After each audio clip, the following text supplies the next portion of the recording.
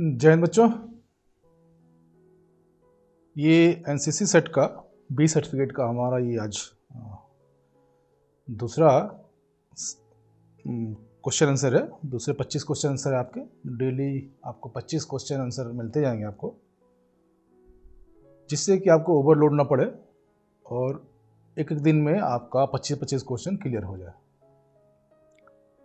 तो देर ना करते हुए शुरू करते हैं। जय हिंद। ये 26वां क्वेश्चन है। अच्छे नागरिक के 5 गुण लिखो। Right 5 characteristics of good citizen. Number 1, उत्तम व्यक्तित्व, राष्ट्रभक्ति, मताधिकार का उचित प्रयोग। मताधिकार का उचित प्रयोग का मतलब हो आपको जो वोटिंग का अधिकार है उसका प्रॉपर यूज करिए, ठीक है। कानून का सम्मान, कर्तव्य निष्ठा और जागरूकता, ये आपके अच्छे नागरिक के गुण हैं, ठीक है। ये 4 नंबर का क्वेश्चन आपका। प्रश्न 27 लिखिए। पूरा नाम लिखो, फुल फॉर्म द फॉलोइंग, ठीक है। SDM sub divisional magistrate, RTI right for information. 28वां क्वेश्चन, स्वयं अनुशासन के बारे में आप क्या समझते हैं, ठीक है। इसका लिखिए आप।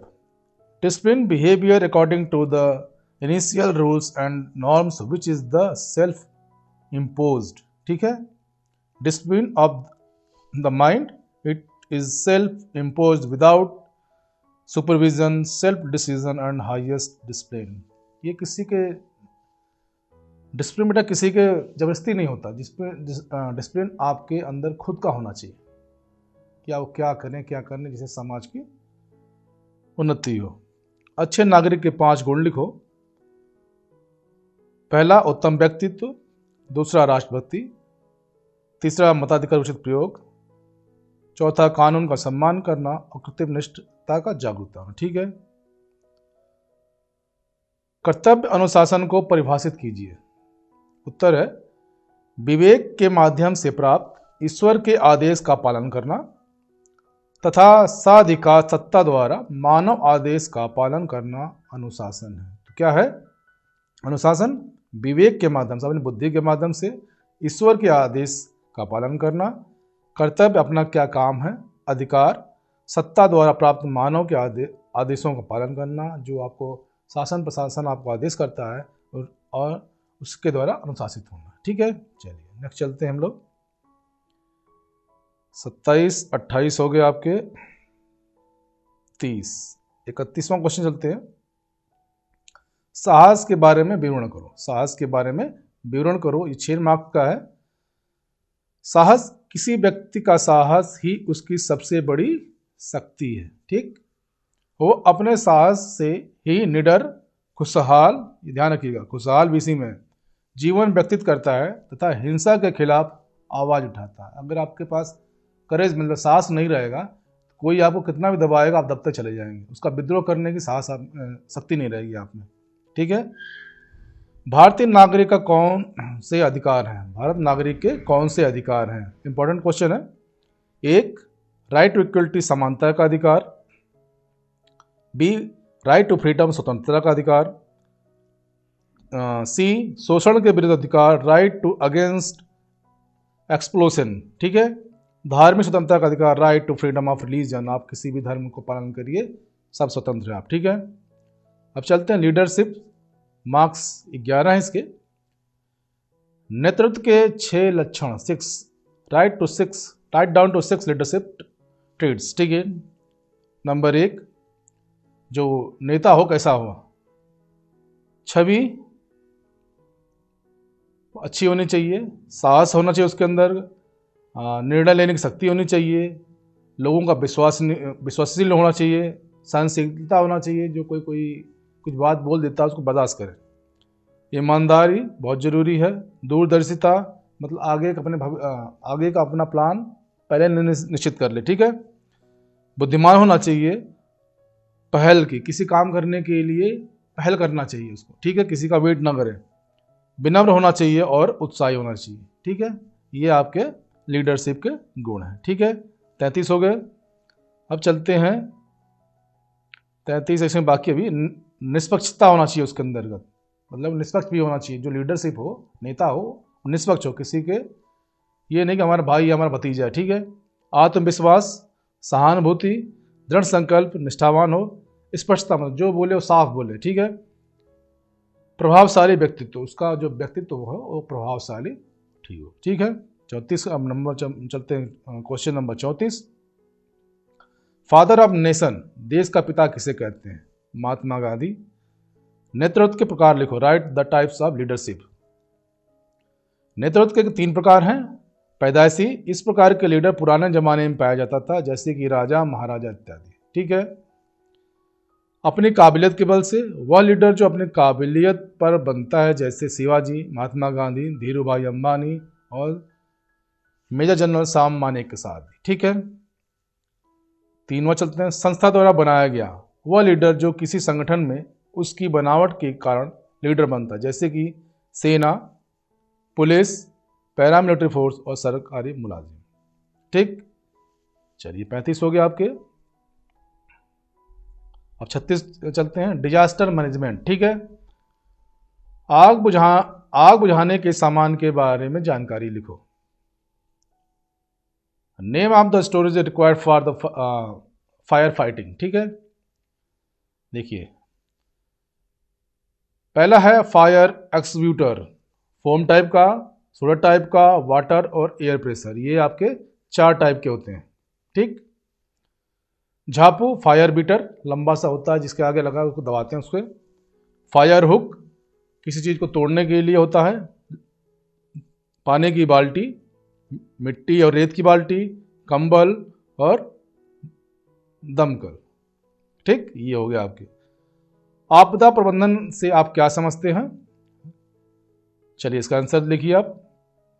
केवल आप सुनते रहेंगे तब भी आपको याद हो जाएगा, बार बार इसको सुनेंगे तब भी आपके याद हो जाएगा, ठीक है।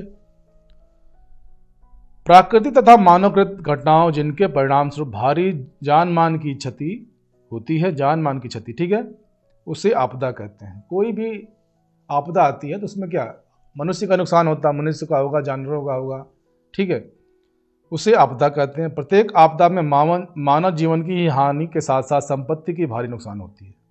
वो अपने आदमी का जीवन तो जाता है, उसकी संपत्ति में नुकसान होती है। आपदा प्रकोप एक विस्तृत क्षेत्र में होता है, बहुत बड़े क्षेत्र में होगा। आपदा देवी ब्रज के समान गिरती पृथ्वी, आपदा देवी ब्रज के समान गिरती पृथ्वी पर गिरती है और आबादियों का नामो निशान मिटा देती है, ठीक। जैसे आपने कोरोना देखा था, ये भी एक आपदा मान के चलिए आप। दैवी आपदा पर नियंत्रण पाना मानव के वश में नहीं है, ये नोट डाउन करिएगा। दैवी आपदा पर नियंत्रण पाना मानव के वश की नहीं है। राष्ट्रीय आपदा के दौरान कैडेट का योगदान लिखें, बहुत most important question for all cadets, ठीक है। नंबर 1, जनता का मनोबल ऊंचा रखें। 2, आंतरिक सुरक्षाओं में मदद करें, जैसे अगर वार सिचुएशन में भी आप लोग हेल्प करेंगे फौज की। ट्रैफिक कंट्रोल में मदद करें, जनता को सही खबर देना और अफवाहों से दूर रहना, ये आजकल के समय में बहुत ज़रूरी है। जनता को सही चीज़ बताएं, नहीं तो व्हाट्सएप यूनिवर्सिटी है, गलत चीज़ जल्दी फैलती है, ठीक है। रक्तदान एवं साक्षरता का अभियान, प्राथमिक उपचार दिलाना, घायल और हताहतों की सुरक्षित स्थान पर ले जाना, ठीक है। चलिए 38 हो गया आपके। अब चलते हैं प्रश्न 39, कोई 5 आपदाओं के नाम लिखो। नंबर 1, भूकंप, चक्रवात, ज्वालामुखी विस्फोट, भूस्खलन, सुनामी और बाढ़, ये आपके 5 आपदाएं हैं। नेक्स्ट चलते हैं social service and community development, marks 36 का ये आपका। रक्तदान से क्या लाभ है वो लिखिए। रक्तदान से हम किसी दूसरे मनुष्य को मरने से बचा सकते हैं, सबसे बड़ा पुण्य काम, ठीक। रक्तदान महादान, हमारे रक्तदान करने से कई ऐसे मनुष्य का जीवन बच सकता है जिनको रक्त की आवश्यकता होती है, जैसे युद्ध में घायल हुए सैनिक, सड़क दुर्घटना और बीमार, ठीक। तो रक्तदान करेंगे कि नहीं करेंगे आप लोग? करना चाहिए। समाज सेवा की क्या आवश्यकता है, ठीक है। समाज सेवा का हमारी राष्ट्रीय एकता का एक महत्वपूर्ण भाग है। समाज सेवा करना प्रत्येक कैडेट का दायित्व है। समाज सेवा करने से देश का विकास होता है। देश में कैडेट से लेकर कई नागरिक भी समाज सेवा में जुटे हैं। ठीक, तो आप लोग आम आदमी नहीं है, एनसीसी के बच्चे हैं जो आम आदमी नहीं है, वो आम आदमी से एक दर्जा ऊपर। ठीक है, तो अपनी अपनी जिम्मेदारी भी समझिए आप लोग। सामाजिक कार्य के से आप क्या समझते हैं, तो और एनसीसी कैडेट को किन किन सामाजिक कार्य पर हिस्सा लेने का मौका मिलता है? उत्तर देखिए बेटा इसका। सामाजिक सेवा का अर्थ स्वार्थ रहित, पहले ध्यान रखिए, स्वार्थ रहित, ठीक, होकर जन कल्याण के कार्यों में अपनी अर्जित शक्तियों द्वारा पूर्ण रूप से सहयोग देना। अर्जित शक्तियां जो आपके पास सहयोग है, धन बल जन, ठीक है। सामाजिक सेवा से राष्ट्र हित की भावना के साथ साथ सांप्रदायिक सौहार्द, अखिल विश्व के कल्याणकारी भावनाओं का समन्वय, मतलब कि पूरे विश्व का कल्याण करने का विचार आपके मन में होना चाहिए। और एनसीसी कैडेट को निम्न सामाजिक कार्यों में भाग लेते हैं, जैसे रक्तदान, साक्षरता अभियान, दहेज निवारण अभियान, ये भी याद रखो अपनी शादी में दहेज मत ले लेना तुम लोग, बीमारियों के विरुद्ध अभियान, श्रमदान का अभियान, आई कैंपों में मरीजों का देखभाल, ट्रैफिक कंट्रोल, प्राकृतिक आपदाओं में राहत और वृक्षारोपण। चलिए, ये हो गया आपके बेटा 42 क्वेश्चन। अब चलते हैं 43वां क्वेश्चन। समाज में निर्बल वर्ग की प्रमुख समस्याएं क्या हैं? जो कमजोर व्यक्ति हैं, जो कमजोर परिवार है, उनकी समस्याएं क्या हैं वो देखिए। 1 बेरोजगारी, 2 जनसंख्या वृद्धि, 3 दहेज प्रथा, 4 कमर तोड़ महंगाई, भ्रष्टाचार और सांप्रदायिक दंगे और क्षेत्रवाद। ये आपके समाज को कमजोर करती, निर्बल वर्ग की है। ठीक है। बढ़ती जनसंख्या का देश और समाज पर क्या दुष्प्रभाव है? 3 नंबर का। नंबर 1 बेरोजगारी, अनएम्प्लॉयमेंट, खदानों की समस्या है, जो आपके सीमित संसाधन हैं दिन पर दिन कम होते जा रहे हैं, घर मकान की समस्या, शिक्षा की समस्या और कुपोषण की समस्या। जनसंख्या ज़्यादा रहेगा तो ये 5 चीज़ों पे फर्क पड़ेगा। ठीक है। अब चलते हैं बेटा वृक्षारोपण से क्या लाभ है, ट्री प्लांटेशन जो हम लोग कराते हैं उसका। नंबर 1 वन्य पशु पक्षियों का संरक्षण, भूमि का क्षरण रोकना, पेड़ रहेगा तो भूमि कटाव कम होगा, प्रदूषण नियंत्रण, फलों फूलों की प्राप्ति, लकड़ी की उपलब्धता, मानसूनी बारिश में उपयोगी, पर्यावरण संतुलन, बाढ़ नियंत्रण, ऑक्सीजन की मात्रा को बढ़ाता है। कौन बढ़ाता है? पेड़ बढ़ाता है। और सुंदरता में बढ़ोतरी, जहाँ हरियाली रहती है वहाँ देखने में भी अच्छा लगता है। ठीक है। ये 45 क्वेश्चन हो गए बेटा आपके। चलते हैं 46वां, एनसीसी कैडेटों को सामाजिक सेवाओं की शिक्षा देने के फायदे लिखो। एनसीसी कैडेटों को सामाजिक सेवाओं की शिक्षा देने के फायदे लिखो। ठीक है। देखिए, कैडेट के हृदय में परोपकार की भावना उत्पन्न करना, ठीक, उदारता एवं दया की भावना स्थापित करना, ठीक, स्वार्थ की भावना से ऊपर उठकर सेवा करना और मातृत्व की भावना, देश की सुरक्षा में योगदान देना। ठीक, मातृत्व मन की भावना जगाना क्या मतलब हुआ है? इसमें मातृत्व मतलब की दया भाव। ठीक है। जो माँ हम लोग दया करती है और कोई नहीं कर सकती, सेम इसी तरह आप किसी दूसरे व्यक्ति, कमजोर व्यक्ति और असहाय व्यक्ति पे आप अपनी दया दिखाएंगे। ठीक है। ये नहीं कि जाके हम बोलेंगे एनसीसी को लाकर कूटने उसको। ठीक है। कोविड कैसे फैलता है, इससे बचने के उपाय। ठीक है। 47वां question, as per cadet answer, आप इसको आंसर लिख के बताएंगे। ठीक है। It's your answer. ठीक। 48वां चलते हैं, खाली स्थान भरो, फिल इन द ब्लैंक्स है।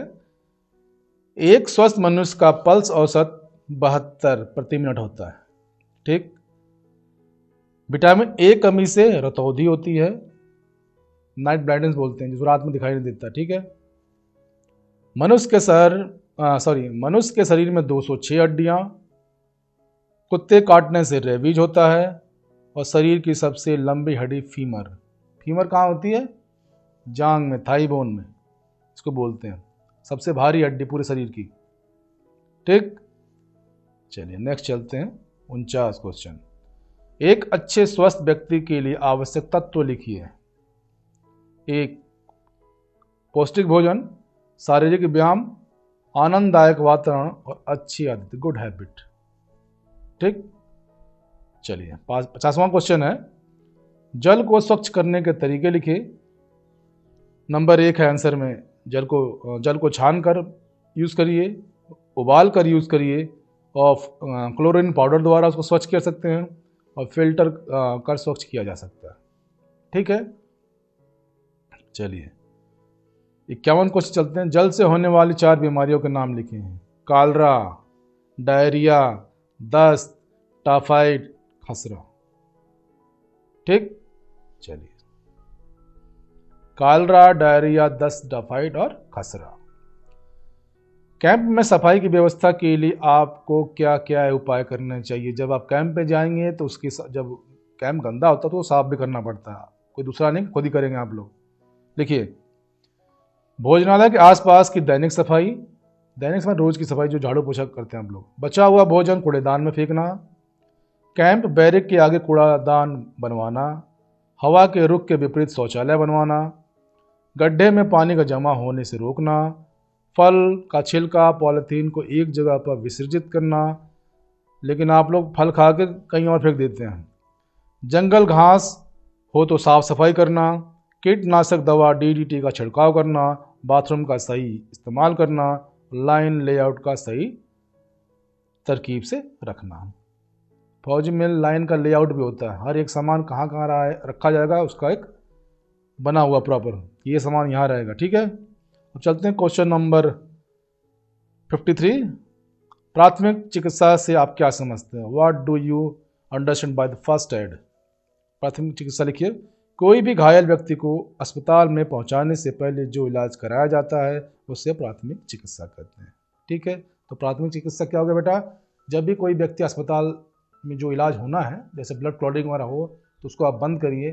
ठीक है, फ्रैक्चर हो गया है तो उसको आप बांधिए, ये अस्पताल जाने से पहले पर जो भी कार्रवाई होगी उसके साथ वो फर्स्ट एड कहलाएगा। ठीक है, इस तरह क्वेश्चन बेटा ये आपके दूसरे सेशन में आज फिर हमने 27 क्वेश्चन कंप्लीट किए हैं।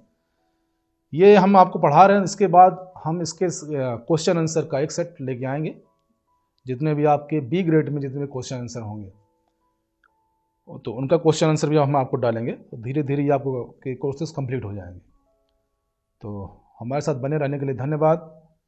जय हिंद, जय भारत, स्वस्थ रहिए, मस्त रहिए और आनंद लीजिए। Thank you all of you.